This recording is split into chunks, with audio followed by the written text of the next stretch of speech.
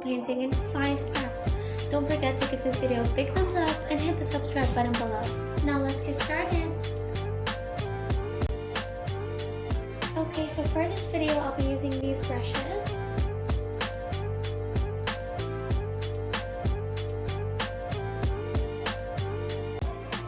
And I'll also be using a small container filled with oil.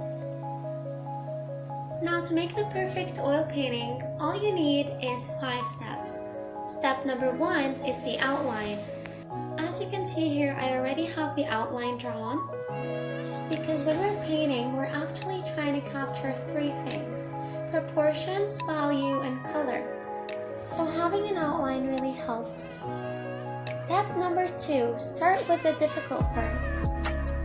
Okay, now some people might argue with this, but for me, starting with the hardest parts is just a relief because at the end, you just have a lot of time to focus on the details and other things that help you make the picture look better. Okay, so as I said, when we're painting, we're trying to capture proportions, value, and color. Now, capturing value means capturing how light or dark an area really is, which usually depends on light and shadows and the highlights. So a small tip for those of you who are just starting out oil painting, we usually start with the darkest areas first, and then we add lighter and lighter shades till we get to the color that we really want.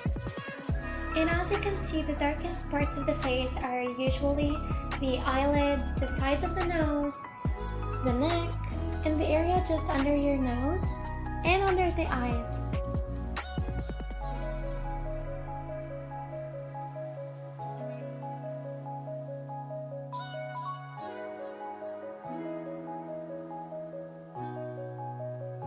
Step number 3 is leave the details for later. And step number 4 is fill out the large areas. This means you just have to fill out your sketch, like the large areas such as the cheeks, the neck. You can either use soft lines by blending in and mixing the colors, or you can be a bit harsh and just put some random colors out there. I personally prefer my paintings to look a bit more realistic rather than abstract, so that's why I just blend in the colors to make it look softer rather than just having rough patches of paint all around.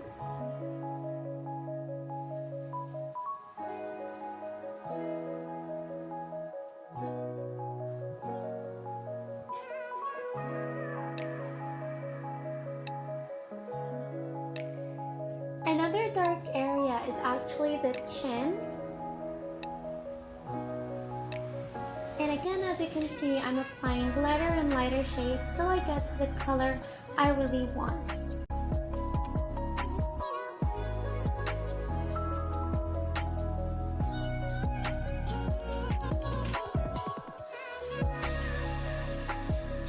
And finally, step number 5, details, details, details. So I'm starting with the nose and trying to add more shadows to make it look more realistic.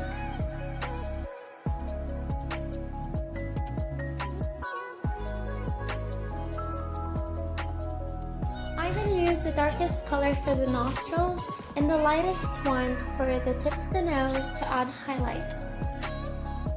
And then I use a smaller brush to start with the details of the eye.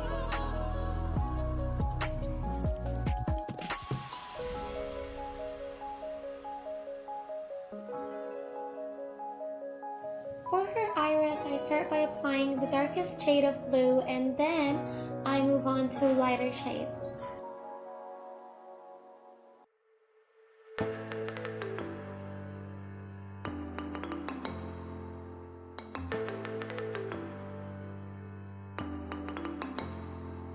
And as you can see, I use some white to reinforce the highlights of the eye where the light is coming. Then I move on to the eyebrow and I go in opposite directions because that's usually how hair grows. and it just gives it a more voluminous and realistic effect. And now we move on to my favorite part, which is the lips.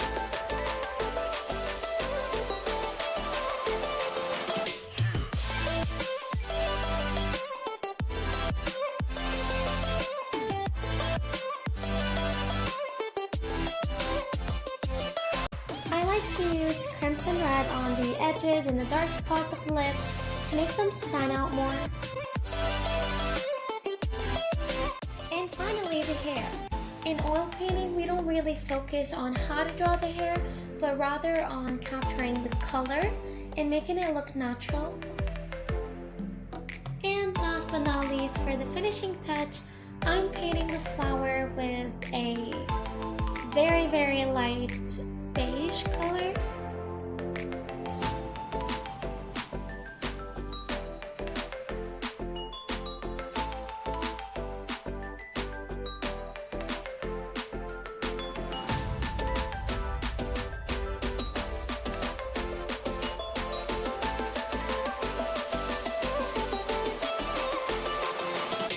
And now I'm drawing her lashes with really soft and thin lines.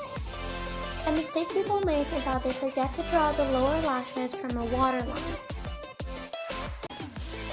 So guys, these were the 5 steps and we've come to the end of this video.